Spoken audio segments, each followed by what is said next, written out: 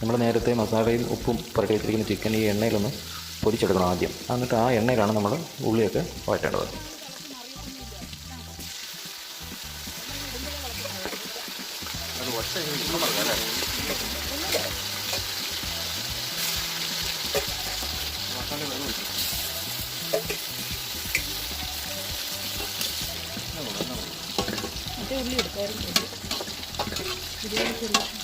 അടയ്ക്കണവരെ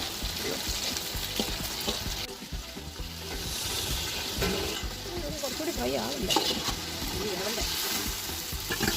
മതിയോ? നിങ്ങൾ ഉദ്ദേശിക്കുന്ന പോലെ ഫ്രൈ ആണെങ്കിൽ ഇങ്ങനത്തെ ഫ്രൈ അല്ല. ഫ്രൈ